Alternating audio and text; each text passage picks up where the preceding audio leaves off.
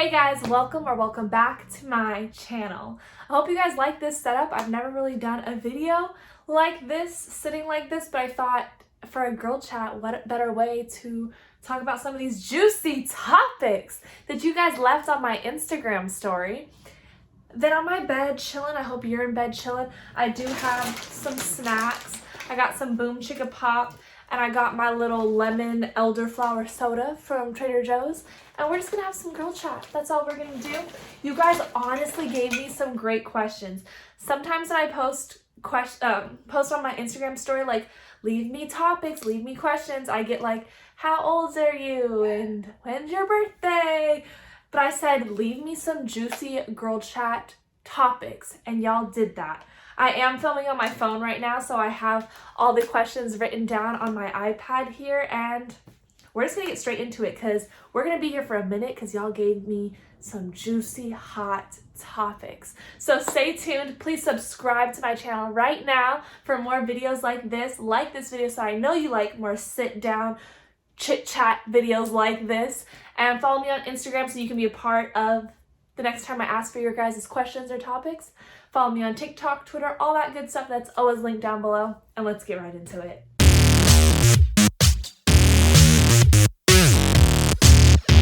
But let's see if I can actually open this with my nails. I'm becoming a pro. This stuff is really good. If you can get it at your Trader Joe's. TikTok made me try it. It definitely starts tasting like Sour Patch Kids or cotton candy. It tastes like candy. All right, second question on the juicy topics. Someone asked, should you block your exes, and should you make your new significant other block their exes if they haven't? I'm not the type to block. Like, I don't see the significance in it. Like, I get that you don't. I guess if you block someone, you don't want them to see what you're doing. And I don't really care.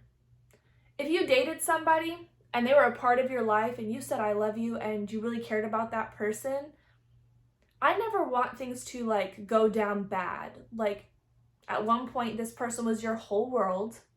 Let's be honest. At some point this person was your end all be all. So unless something crazy happened where like cheating or something like that, I might understand blocking, but personally I've never blocked anybody. I do have my exes on social media. Do I message them? No. I don't use it for that, but I didn't feel like I needed to go out of my way to block somebody to feel better. But if that makes you feel better, it makes you feel better. I know some people like doing it because they'll like stalk to see like, oh, have they watched my story? Did they like my picture? And so they just want that like clear mind space that they don't even have, they can't see your stuff, so I don't need to stalk them. I don't know.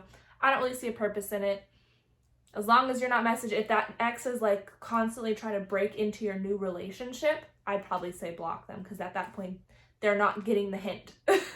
But if everything went down good, just let it be, just let it roll.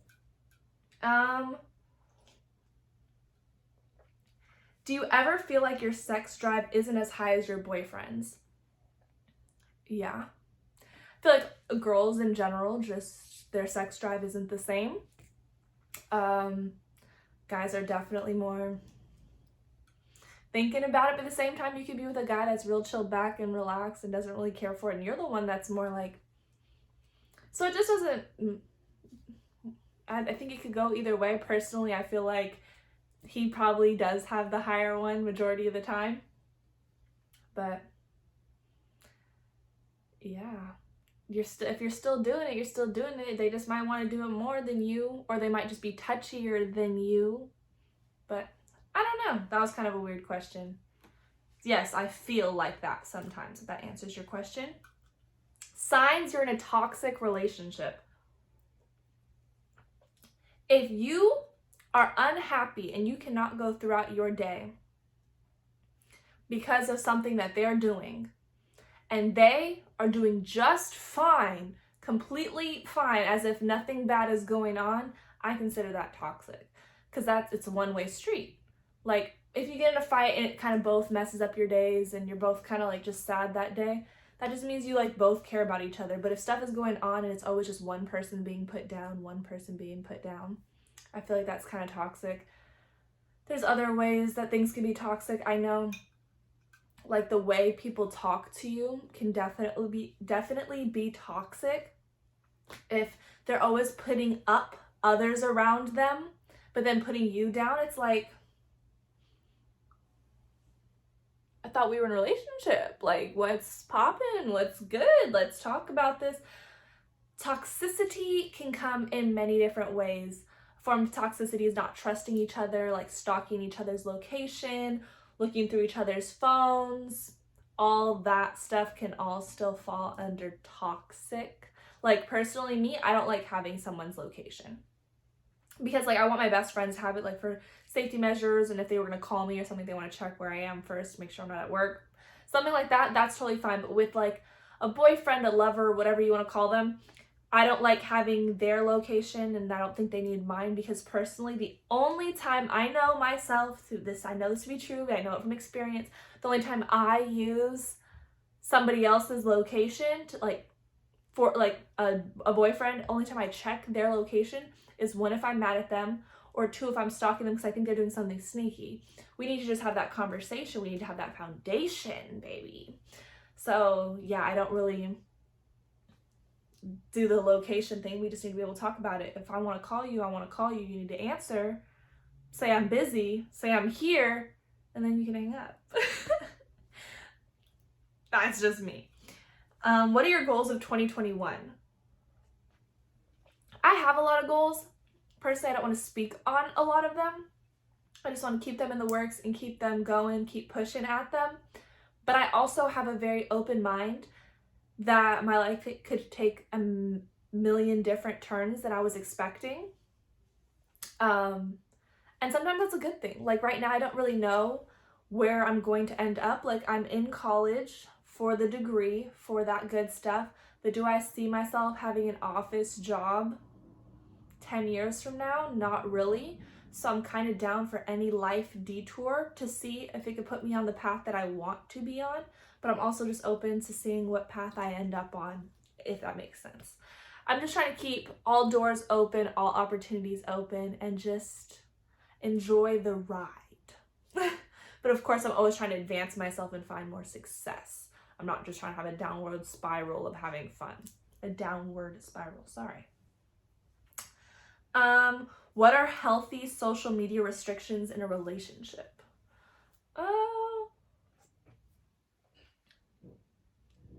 I think this is like a fancy way of asking, like, my boyfriend's liking girls' pictures, what do I do?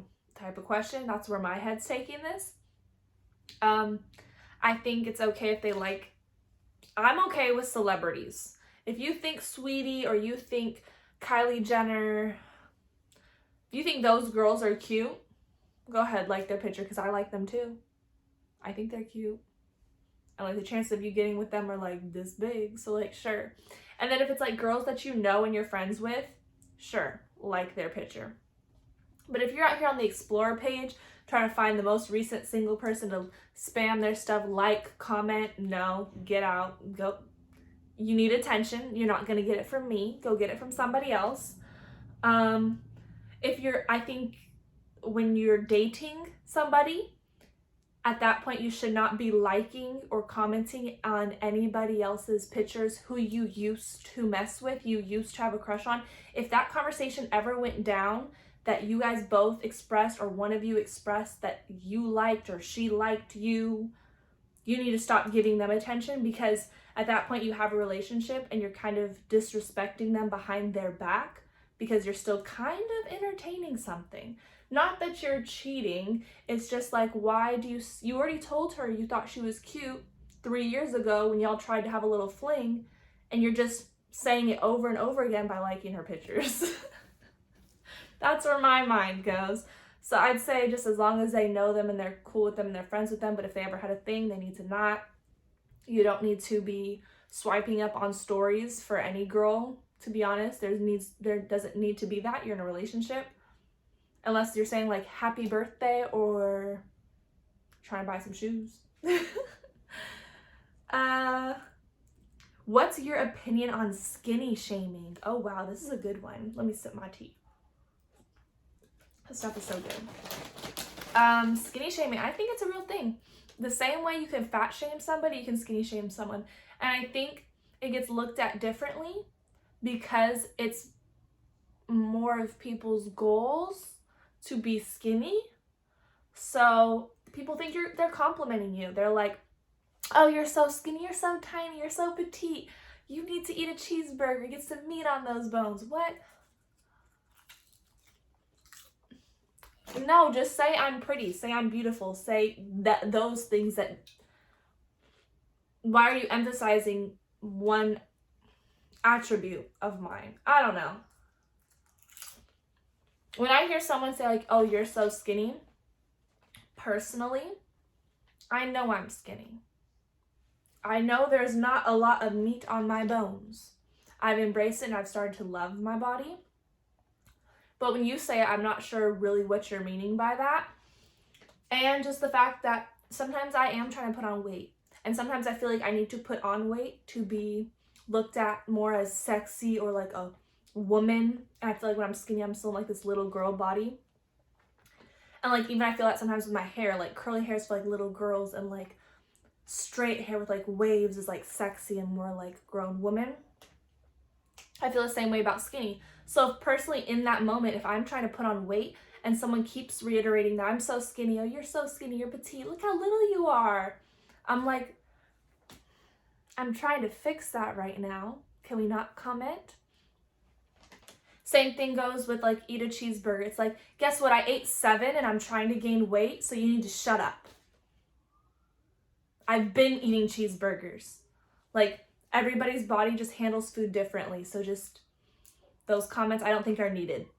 I don't think they're needed. Just say someone is beautiful. You're beautiful. Boom, boom, bah. I promise you that won't mess up anybody's day. No one wants to be ugly. No one wants to be fat. No one wants to be skinny. Not nobody. But you know, like those specific, like you don't have to just be, you're beautiful. It's neutral. It goes any way. Same thing with like commenting on people's food. Don't comment on how much someone eats, how fast they eat, how slow they eat. That's just how they eat. All those things I feel like are just nitpicking and low-key throwing subtle hints at somebody. But that's just how I interpret it. These questions were asked to me, so I'm just giving my perspective. Don't come for me in the comments, please. All right, so my next question is thoughts on birth control. Thoughts on birth control. First of all, there needs to be a birth control for guys. That's my thought.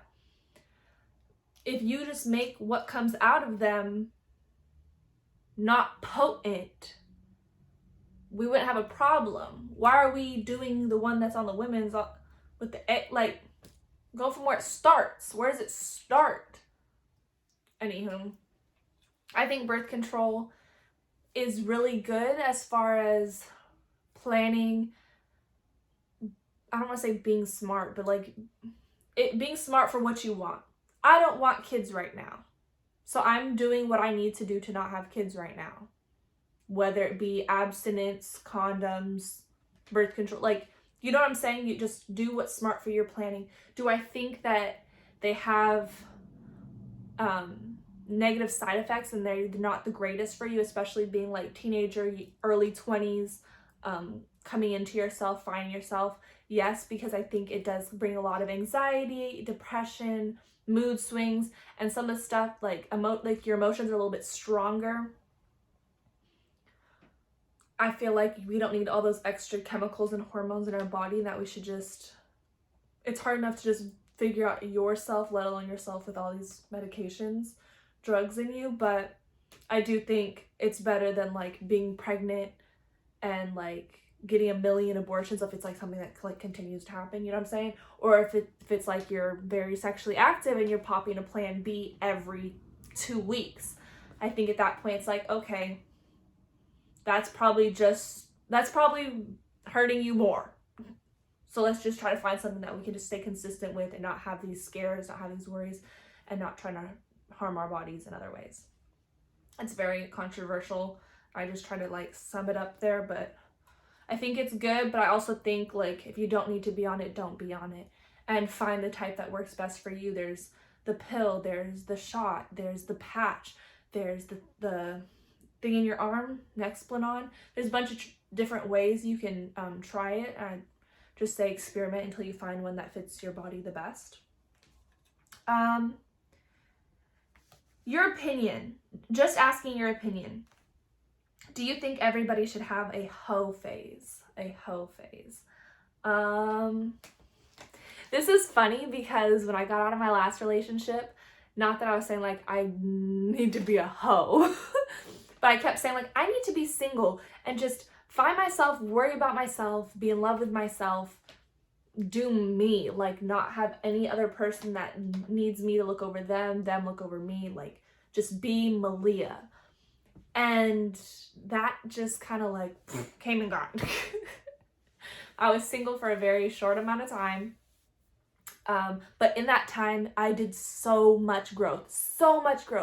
I figured out what I wanted to do. I found my happiness without anybody else. And I think that's why the process was very fast and just right person, right time. I'm not sure, but like I felt like I needed a hoe phase. That's just what being single is called, but a hoe phase.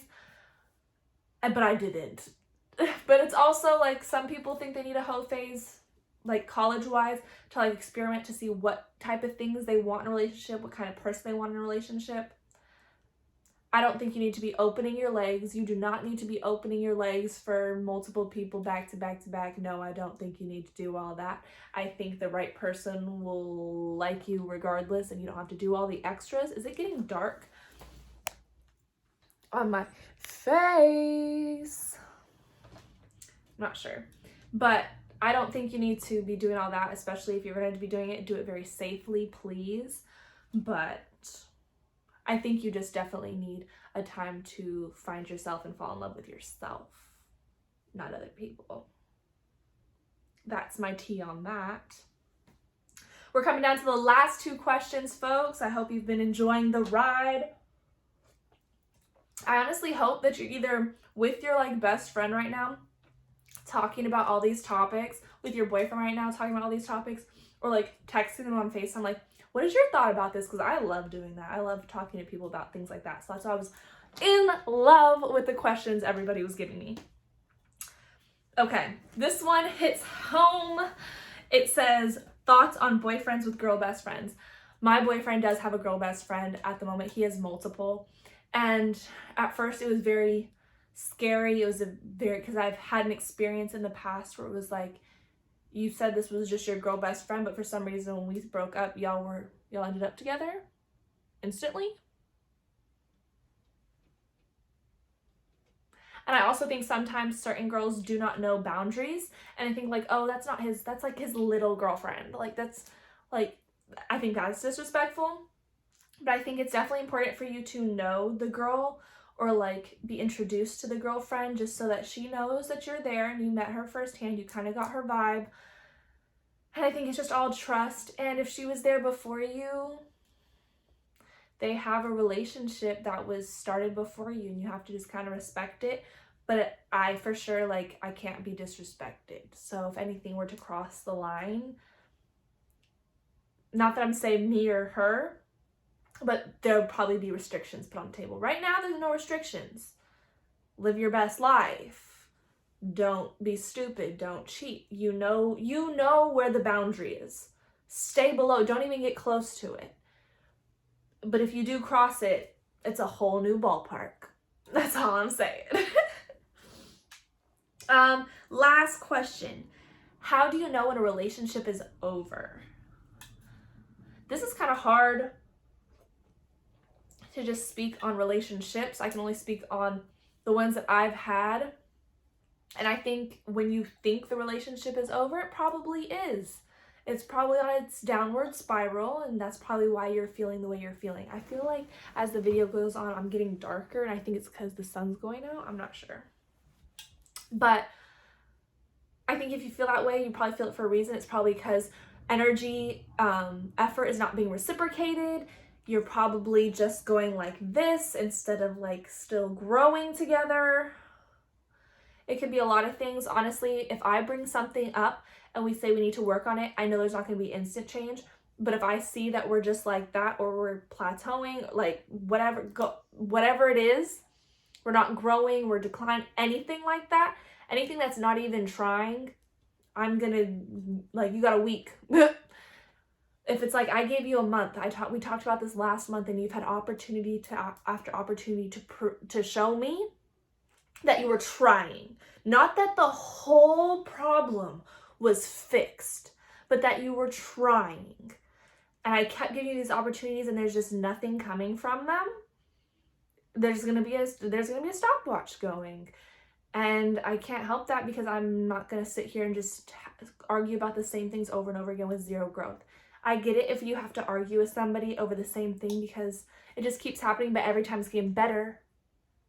But if it's not getting better at all, it's like, hey, I did see growth, I have seen you trying, but it's just like still not where I want it. That's one thing. But like, hey, this is our third time talking about this, and you're doing the exact same thing every single time. It's time for me to bow out gracefully. It's time for you to bow out gracefully.